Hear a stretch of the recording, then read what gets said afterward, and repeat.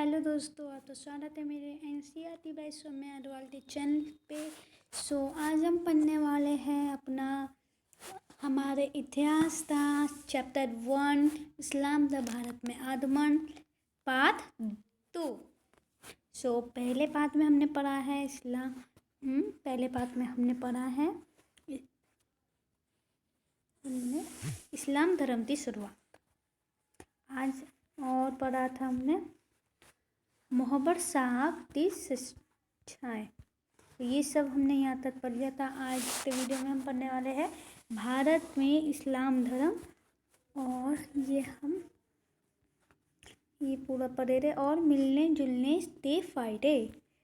आज हम पढ़ने वाले हैं यहाँ तक, आज हम यहाँ तक पढ़े रहे। अब हम पढ़ते हैं, शुरू करते वीडियो तो। इस्लाम में भारत में इस्लाम धर्म समय समय पर कई तरह से आया व फैला। जैसे अरबों द्वारा भारत पर आक्रमण में अरब व्यापारी के माध्यम से ईरानी सैन्यानी और सिर्फ संताओं के आने से भारत में इस्लाम धर्म के प्रसार के प्रमुख कारण निम्न है। पहला है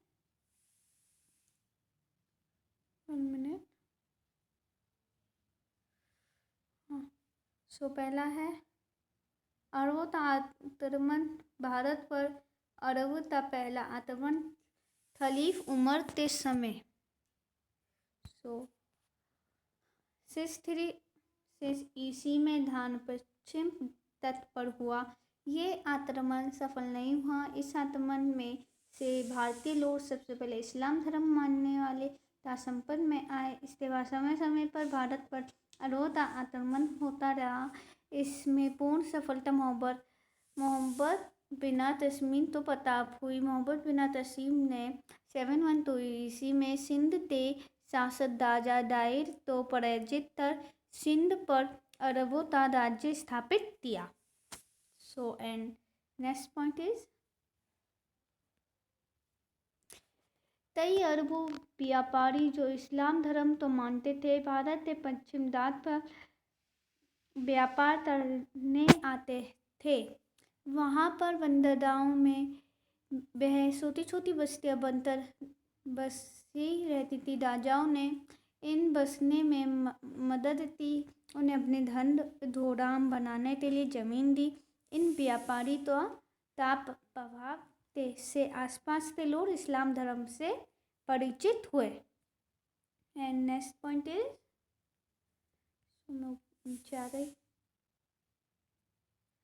वन मिनट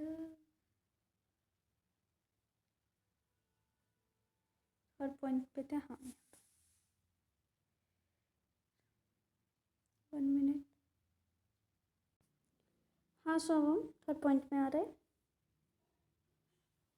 पॉइंट है भारत के उत्तरी हिस्सों में इस्लाम धर्म की जानकारी ईरानी सैन्यानी के द्वारा आई। सन 913 ईरान देश पर तुरंत तिम्मलो हमला कर दिया था। इन हमलों से बचाने के लिए कई ईरानी लोग भारत आए। इनमें कई लोग तारदीर थे और कई लोग संतुष्ट सिपाही भी आए जो थाई दादरों की सेनाओं में शामिल हो रहे।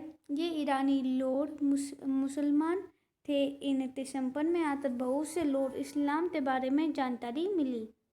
एंड अब हम नेक्स्ट पॉइंट पढ़ते हैं।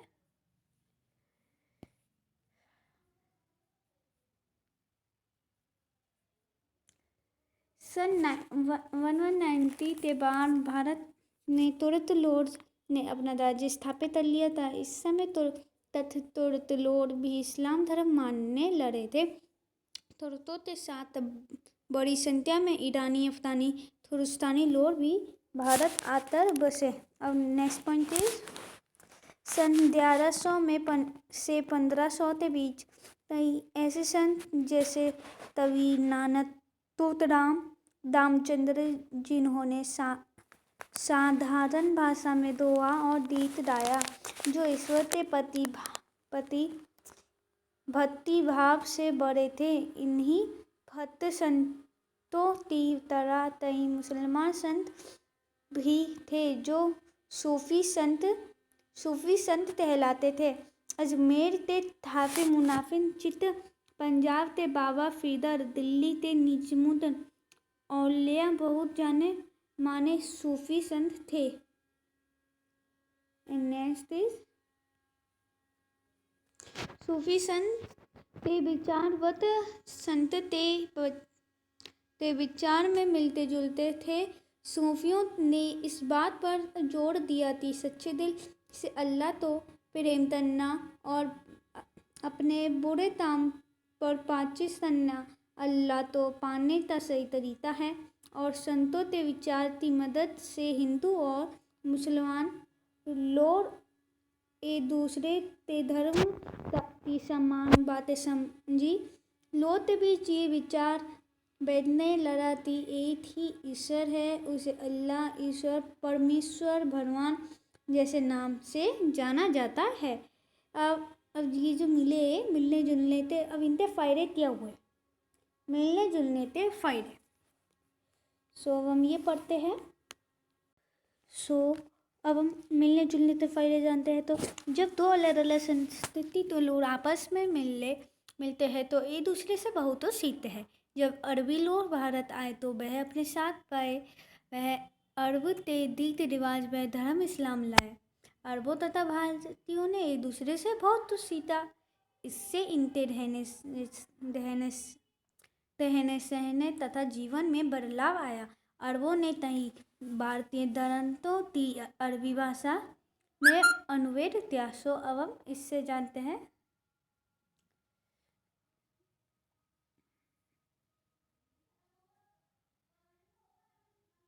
हाँ, तो भारत ने अरबों से सीखा और अरबों ने भारतीयों से सीखा।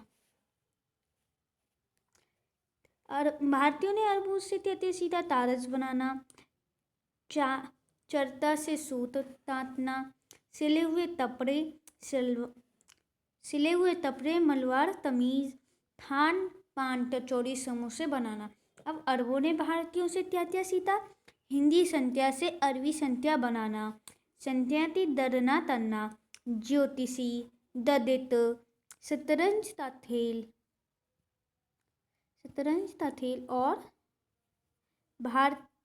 और भारतीय संगीत। तो ये सब सीखा। और 1 मिनट। और अभी आया था कि अरबों ने भारतीयों से सीखा था हिंदी संख्या से अरबी संख्या बनाना। ये तो हमारी हिंदी संख्या हो रही और इनसे ये अरबी संख्या बनाना है। अरबों ने भारतीयों से सीखा। तो जैसे यहाँ पे तो आप तो अपनी नोटबुक में लिखना है। जैसे 0 तो इन्होंने पॉइंट लिख दिया। अब ये 1 तो ऐसे, 2 तो ऐसे। 1 मिनट। इस प्रकार से इन्होंने सीखा। आप तो इसे अपनी नोटबुक में करना है। तो अब हम नेक्स्ट वीडियो में तुरंत आतर 1 पढ़ने वाले हैं। आज ही का वीडियो हम यहीं पे समाप्त करते हैं। आई होप कि आप तो ये वीडियो समझ में आ गया होगा। इस वीडियो तो आप ज़्यादा से ज़्यादा शेयर, लाइक और कमेंट जरूर करिए। और अगर कोई भी डाउट हो तो आप मुझे कमेंट बॉक्स से पूछ सकते हैं। Thank you for watching my video. Thank you. Have a nice day.